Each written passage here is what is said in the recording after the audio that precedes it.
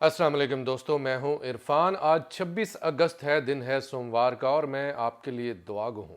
अल्लाह ताला आपके लिए आसानियां पैदा करे और आपको अपने हिफ्ज़ व अमान में रखे। दोस्तों, फ़लस्तीन के लोगों को शिकस्त देना क्यों मुमकिन नहीं है, एक छोटी सी मिसाल आपके सामने रखता हूं, और इस शख्स के बारे में एक जुमला कमेंट में ज़रूर बताइएगा। ये शख्स आपके सामने इस वक्त तस्वीर में मौजूद है। इस शख्स का नाम है मोमिन फ़याज़। ये जब 20 साल का था, यानी आज से तकरीबन 16 साल पहले, क्योंकि इस वक्त इसकी उम्र है 36 साल। ये जब 20 साल का था तो गजा के ऊपर बमबारी होती है और इसकी दोनों टांगें चली जाती हैं, लेकिन ये शख्स ये गजा नहीं छोड़ता, ये गजा के अंदर ही मौजूद है और आज भी गजा से रिपोर्टिंग कर रहा है, नॉर्थ गजा में मौजूद है। इस शख्स के लिए एक जुमला कमेंट में जरूर बताइएगा, और साथ ही साथ आपको मैं इसके कंपैरिजन में एक और मंजर दिखाना चाहता हूं। ये मंजर है आपके सामने बिन गुरियान एयरपोर्ट का। बिन गुरियान एयरपोर्ट पर इस वक्त इतना रश है कि वहां पर मतलब सिस्टम उसको डील ही नहीं कर पा रहा, सिस्टम उसका बैठ गया, इतना वहां पर रश हो चुका है। लोग इसराइल को छोड़कर भाग रहे हैं क्योंकि ये उनकी जमीन नहीं है, ये कहीं और से आए हुए लोग हैं, इसलिए ये वहां से भाग रहे हैं। कहते हैं ना कि जब जहाज डूबने लगता है ना, तो सबसे पहले चूहे उससे कूदते हैं। तो इस वक्त बिन गुरियान एयरपोर्ट पर लोगों का रश बता रहा है कि यह जमीन किसकी है, इसके मालिक कौन है, इसके असल मालिक कौन है। एक और मुल्क में हिजबुल्लाह एक्टिव हो चुकी है, एक और हिजबुल्लाह के यूनिट का इजाफा हो चुका है। हिजबुल्लाह कुर्दिस्तान का ऐलान कर दिया गया, बता दिया कि हिजबुल्लाह अब कुर्दिस्तान से भी ऑपरेट करेगी, यानी इसराइल के लिए एक और सरदर्द। वहीं पर आपको बताऊं कि इस्लामिक रेजिस्टेंस इराक ने भी मोसाद सेंटर तेल अवीव का घंटा बजा दिया है, क्योंकि मोसाद सेंटर तेल अवीव अब इतना उसको टारगेट करना इतना इजी हो चुका है। वो जो एक हवा बना हुआ था ना कि इसराइल की आयरन डोम कुछ नहीं करने देगी, इसराइल की आयरन डोम ये करेगी वो करेगी, वो तमाम का तमाम मुकम्मल तौर पर उस गुब्बारे से हवा निकल चुकी है। और उसका सबूत ये है कि इस वक्त मुकम्मल मीडिया ब्लैकआउट है, मुकम्मल मीडिया ब्लैकआउट। मैं पिछली दोनों तीनों वीडियोस में आपको मैं बारहा बता चुका हूं कि मीडिया के ऊपर कुछ ना दिखाने की मतलब सख्ती से हिदायत की गई है कि कहीं पर भी कोई इंफ्रास्ट्रक्चर डैमेज है, कोई मिलिट्री बेस पर हमला है, कहीं पर हमला है, तो उसका नुकसान मीडिया पर नहीं बताना, ना ही दिखाना है। लेकिन फिर भी ये सोशल मीडिया का ज़माना है और इसराइल के अंदर से लोग हिजबुल्लाह के हसन नसरुल्लाह की बात पर कहीं ज़्यादा यकीन करते हैं। साथ ही साथ होती डिफेंस मिनिस्टर मोहम्मद अल अतीफ़ी ने एक और एटम बम फोड़ दिया है इसराइल पर। इसराइल को एक और जगह पर इंगेज कर दिया, कहा है कि हम बिल्कुल हमारी जो ड्रोन फोर्स है, हमारी जो मिसाइल फोर्स है, हमारी जो नेवल फोर्स है, ये इस वक्त हाईएस्ट अलर्ट पर मौजूद है। इनका जो अलर्टनेस का लेवल है वो मुकम्मल सबसे ज़्यादा हाई है और किसी भी वक्त एक बहुत बड़ा हमला किया जा सकता है। ये हमला आम हमला नहीं होगा, ये हमला डीप इनसाइड इसराइल होगा और इस हमले की मुकम्मल तैयारी की जा चुकी है, किसी भी वक्त ये हमला किया जा सकता है। साथ ही आपको बताएं कि इस वक्त एक और बहुत बड़ी डेवलपमेंट हो चुकी है। मामला कुछ यूं है कि इस वक्त ईरान खतरे में नजर आ रहा है। ईरान क्यों खतरे में है, ईरान के ऊपर, ये मेरा जाती तज्जिया है, आप इससे इख्तलाफ भी कर सकते हैं, कमेंट में बता भी सकते हैं कि आपका तज्जिया इसके ऊपर क्या है। ईरान के मामले में मैं आपको बताऊं कि इस वक्त अमेरिका के 2 बहरी बेड़े ईरानियन कोस्ट के बिल्कुल करीब पहुंचकर लैंड कर चुके हैं, वहां पर स्टे कर चुके हैं लंगर अंदाज। अब वहां पर यह मामला क्या हुआ, मामला यह हुआ कि जो अमेरिकन डिफेंस सेक्रेटरी है क्लाइव लाइट, उसने इसराइल के जो डिफेंस सेक्रेटरी है उससे बात की और इन दोनों के बीच में कुछ खिचड़ी पकी। उस खिचड़ी पकने के नतीजे में अब मामला पहले क्या था, पहले यह डिसीजन था कि अब 2 बेड़े हो चुके हैं अमेरिका के। एक जो है उसका नाम थियोडोर रोजवेल्ट है और दूसरे का नाम इब्राहिम लिंकन है। इब्राहिम लिंकन बाद में आया है, थियोडोर रोजवेल्ट जो कि जिसको नुकसान पहुंच चुका था और काफ़ी बड़ा नुकसान पहुंच चुका था, उसकी बाद में मुरम्मत की गई, उसको मतलब दुरुस्त हालत में किया गया, उसको वो जो वापस जाते हुए जहाज को रोक लिया गया और ईरान के अंदर जो ईरानियन कोस्ट गार्ड है, ईरान के बिल्कुल करीब, वहां पर गल्फ ऑफ ओमान, वहां पर उसको तैनात कर दिया गया। कहा यह जा रहा है कि ये सिर्फ एक मिलिट्री प्रेजेंस दिखाने के लिए किया गया है। अब सवाल यहां पर सबसे बड़ा ये पैदा होता है कि अगर ये जो दोनों जहाज हैं इन्होंने ईरान के हमले को रोकना है, तो ये ईरान के बिल्कुल नजदीक रहकर उस हमले को नहीं रोक सकते, इनको इसराइल जाना पड़ेगा, इसराइल के करीब जाना पड़ेगा।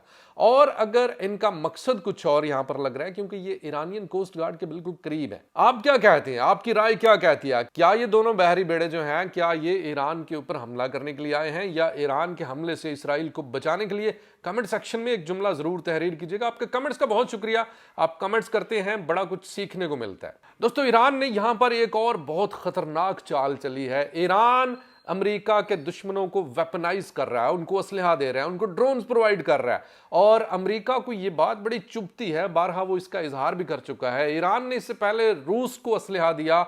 आज रूस के अंदर जो शाहद ड्रोन्स हैं जो ईरान के प्रोवाइड किए हुए हैं, उन्होंने इस कदर तबाही मचाई है कि इस वक्त अमेरिका समेत यूक्रेन की पूरे के पूरे की चीखें निकल रही हैं। लेकिन इस वक्त ईरान ने एक और मुल्क को असलहा दे दिया। उस मुल्क का नाम है नॉर्थ कोरिया। नॉर्थ कोरिया के मिसाइल ऑलरेडी इतने खतरनाक हैं कि अमेरिका तक उनसे घबराता है। इस वक्त ईरान ने नॉर्थ कोरिया को ओमिड ड्रोन्स मुहैया कर दी हैं। इस ड्रोन की सबसे बड़ी खूबी यह है कि ये स्टेल्थ ड्रोन है। एक तो इसकी स्पीड बहुत ज्यादा है, दूसरे नंबर पर ये स्टेल्थ ड्रोन है। स्टेल्थ ड्रोन का मतलब है कि ये किसी रेडार में नहीं आएगा। ईरान ने नॉर्थ कोरिया को ये मुहैया कर दिया है। अब नॉर्थ कोरिया जो है वो इसका कैसे यूज़ करता है, इसके साथ साथ आपको बताऊं कि ये जो ड्रोन है ये दोनों तरह के टारगेट को हिट कर सकता है, जिसमें मुतहर्रिक टारगेट्स हैं यानी मूविंग टारगेट्स हैं, इसके अलावा जो स्टिल टारगेट्स हैं उनको भी ये ड्रोन हमला करने की सलाहियत रखता है। लिहाजा नॉर्थ कोरिया के पास एक और खतरनाक हथियार आ चुका है। रशिया का मैंने जिक्र किया, रशिया ने आज बहुत बड़े पैमाने पर तबाही मचाई है।